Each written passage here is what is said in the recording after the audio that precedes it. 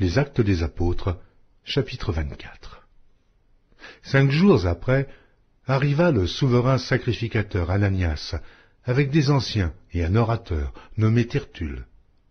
Ils portèrent plainte au gouverneur contre Paul. Paul fut appelé et Tertulle se mit à l'accuser en ces termes. « Très excellent Félix, tu nous fais jouir d'une paix profonde, et cette nation a obtenu de salutaires réformes par tes soins prévoyants. C'est ce que nous reconnaissons en tout et partout avec une entière gratitude. Mais, pour ne pas te retenir davantage, je te prie d'écouter dans ta bonté ce que nous avons à dire en peu de mots. Nous avons trouvé cet homme qui est une peste, qui excite des divisions parmi tous les Juifs du monde, qui est chef de la secte des Nazaréens, et qui même a tenté de profaner le temple. Nous l'avons arrêté, nous avons voulu le juger selon notre loi, mais le tribun Lysias étant survenu l'a arraché de nos mains avec une grande violence, en ordonnant à ses accusateurs de venir devant toi. Tu pourras toi-même, en l'interrogeant, apprendre de lui tout ce dont nous l'accusons. » Les Juifs se joignirent à l'accusation, soutenant que les choses étaient ainsi. Après que le gouverneur lui eut fait signe de parler, Paul répondit. « Sachant que depuis plusieurs années tu es juge de cette nation, c'est avec confiance que je prends la parole pour défendre ma cause. Il n'y a pas plus de 12 jours, tu peux t'en assurer, que je suis monté à Jérusalem pour adorer. On ne m'a trouvé ni dans le temple, ni dans les synagogues, ni dans les villes, disputant avec quelqu'un ou provoquant un rassemblement séditieux de la foule. Et il ne saurait prouver ce dont il m'accuse maintenant.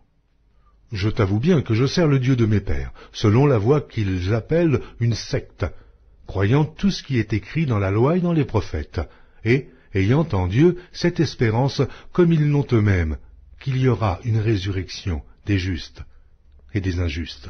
C'est pourquoi je m'efforce d'avoir constamment une conscience sans reproche devant Dieu et devant les hommes. Après une absence de plusieurs années, je suis venu pour faire des aumônes à ma nation et pour présenter des offrandes. C'est alors que quelques Juifs d'Asie m'ont trouvé purifié dans le temple, sans attroupement ni tumulte. C'était à eux de paraître en ta présence et de se porter accusateurs s'ils avaient quelque chose contre moi, ou bien que ceux-ci déclarent de quel crime ils m'ont trouvé coupable lorsque j'ai comparu devant le Sanhédrin, à moins que ce ne soit uniquement de ce cri que j'ai fait entendre au milieu d'eux.